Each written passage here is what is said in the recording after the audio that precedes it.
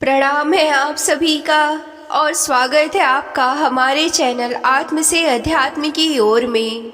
आज हम इस वीडियो के माध्यम से जानेंगे श्रीमद् भागवत महापुराण के पंचम स्कंद के 22वें अध्याय के विषय में। सतगुरु सतनाम आदि माता अलख निरंजन होवहु वांछित फल दोहक भंजन। ओम श्री गणेशाय नमः। अथ द्वाविंशो अध्यायः। शीर्षक भिन्न भिन्न ग्रहों की स्थिति और गति का वर्णन। तो आइए अब कथा का आरंभ करते हैं। राजा परीक्षित ने पूछा कि भगवान, आपने जो कहा कि यद्यपि भगवान सूर्य राशियों की ओर जाते समय मेरु और ध्रुव को दाईं ओर रखकर चलते हुए मालूम होते हैं, किंतु वस्तुतः उनकी गति दक्षिणावर्त नहीं होती, इस विषय को हम किस प्रकार समझें? श्री सुखदेव जी ने कहा कि राजन, जैसे कुम्हार के घूमते हुए चाक पर बैठकर उसके साथ घूमती हुई चींटी आदि भी अपनी गति उससे भिन्न नहीं है, क्योंकि वह भिन्न भिन्न समय में उस चक्र के भिन्न भिन्न स्थानों में देखी जाती हैं। उसी प्रकार नक्षत्र और राशियों में उपलक्षित काल चक्र में पड़कर ध्रुव और मेरु को दाएं में रखकर घूमने वाले सूर्य आदि ग्रहों की गति वास्तव में उनसे भिन्न ही है, क्योंकि वे काल भेद के भिन्न भिन्न राशि और नक्षत्रों में देख पड़ते हैं। वेद और विद्वान लोग भी जिनकी गति को जानने के लिए उत्सुक रहते हैं, वे साक्षात आदि पुरुष भगवान नारायण ही लोगों के कल्याण और कर्मों की शुद्धि के लिए अपने वेद में विग्रह काल को 12 मासों में विभक्त कर बसंत आदि 6 ऋतुओं में उनके यथा योग्य गुणों का विधान करते हैं। इस लोक में वर्णाश्रम धर्म का अनुसरण करने वाले पुरुष वेद त्रयी द्वारा प्रतिपादित छोटे बड़े कर्मों से इंद्र आदि देवताओं के रूप में और योग के साधनों से अंतर्यामी रूप में उनकी श्रद्धा पूर्वक आराधना करके सुगमता से ही परम पद प्राप्त कर सकते हैं। भगवान सूर्य संपूर्ण लोकों के आत्मा है। वे पृथ्वी और ध्रुव लोक के मध्य में स्थित आकाश मंडल के भीतर काल चक्र में स्थित होकर 12 मासों को भोगते हैं। जो सतसवर के अवयव हैं, वे मेष आदि राशियों के नाम से प्रसिद्ध है। इनमें से प्रत्येक मास चंद्रमान से शुक्ल और कृष्ण 2 पक्ष का, पितृमान में 1 रात और 1 दिन का तथा सौरमान में 2.25 नक्षत्र का बताया जाता है। जितने काल में सूर्यदेव इस सतसवर का 6ठा भाग भोगते हैं, उसका यह अवयव ऋतु कहलाता है। आकाश में भगवान सूर्य का जितना मार्ग है, उसका आधा वे समय में ही पार कर लेते हैं, उसे एक अयन कहते हैं।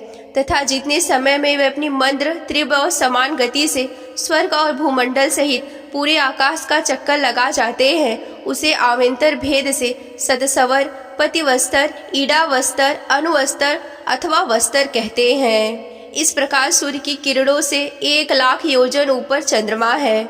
उसकी चाल बहुत तेज है, इसके लिए वह सब नक्षत्रों से आगे रहता है। यह सूर्य के 1 वर्ष के मार्ग को 1 मास के मार्ग को 2.25 दिन में और 1 पक्ष के मार्ग को 1 ही दिन में तय कर लेते हैं।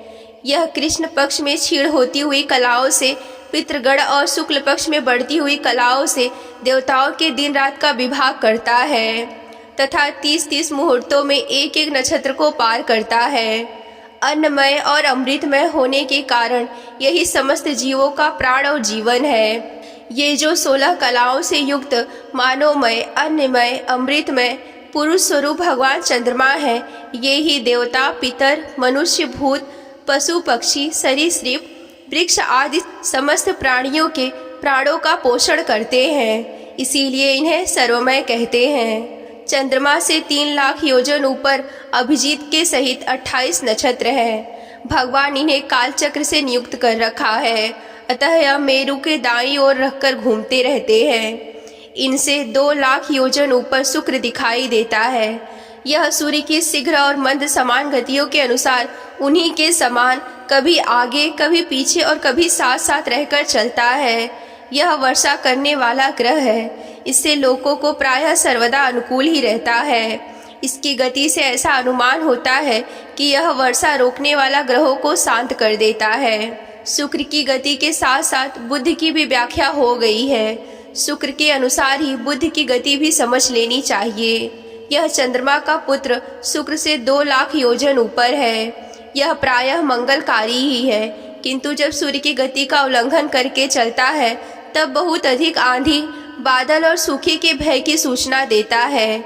इससे 2 लाख योजन ऊपर मंगल है। वह यही वक्रगति से ना चले तो एक एक राशि को 3-3 पक्ष में भोगता हुआ 12 राशि को पार करता है। यह अशुभ ग्रह है और प्रायः अमंगल का सूचक है। इसके ऊपर 2 लाख योजन की दूरी पर भगवान बृहस्पति जी हैं। यह यदि वक्र गति से ना चले तो एक एक राशि को एक एक वर्ष में भोगते हैं। यह प्रायः ब्राह्मण कुल के लिए अनुकूल रहते हैं। बृहस्पति से 2 लाख योजन ऊपर शनेश्वर दिखाई देते हैं। ये 30-30 महीने तक एक एक राशि में रहते हैं, अतः इन्हें सब राशियों को पार करने में 30 वर्ष लग जाते हैं। यह प्रायः सभी के लिए अशांति का कारक है।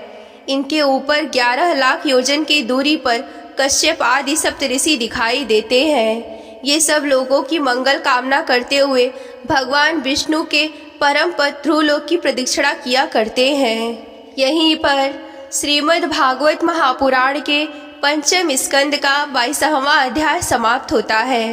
अगर आप श्रीमद् भागवत महापुराण की कथा में रुचि रखते हैं और विस्तार पूर्वक वर्णन यूं ही सुनना चाहते हैं तो हमारे चैनल को सब्सक्राइब कर लें। ये अध्याय आप सभी को कैसा लगा हमें कमेंट करके बताएं। आज के वीडियो में बस इतना ही। मिलते हैं अगले वीडियो में। तब तक के लिए आप सभी को जय आदि शक्ति भोलेनाथ जी। हर हर महादेव।